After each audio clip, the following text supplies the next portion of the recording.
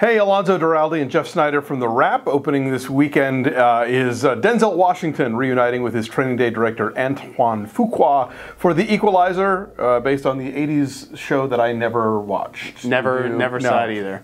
But you don't have to. That's the good news. Washington stars as a former, we don't know what, but it was bad, and he was really good at it. And now he works at a Home Depot and seems kind of closed off to the world. But when he becomes friends with a young prostitute played by Chloe Grace Moretz, and bad things happen to her, he starts to call on his old set of skills. Yeah, I saw the movie up in Toronto. I liked it. I kind of wanted to just turn my brain off and see Denzel kill a bunch of bad guys, and this movie delivered that.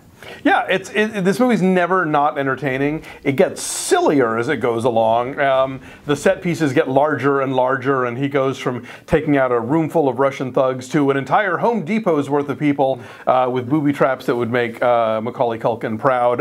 It really is Home Alone in a Home Depot. Yeah. It's pretty crazy. But if you're willing to sort of turn off your logic center and just kind of go with it, the early parts I thought were more interesting, where they're sort of setting up this character. He's a guy who can't sleep at night, so he goes to eat at the Edward Hopper Diner and reads a lot of books that are very meaningful to the plot, like The Old Man and the Sea and Don Quixote. And he's super OCD, which is part of what makes him such a great spy / killer, whatever he is, because he's all meticulous. He knows it's going to take him 18 seconds to take out, 10 Russian thugs or whatever. Yeah, no, this movie's a blast. It's not particularly serious at any given moment, but I had a great time. Yeah, and I actually like the supporting performances a lot. I thought Marton Chokas, I think that's how you pronounce it. He did a good job as the villain, and I actually really like David Harbour as a crooked cop. He's always brings the creepy. He's also in Walk Among the Tombstones right now as a very, very creepy serial killer.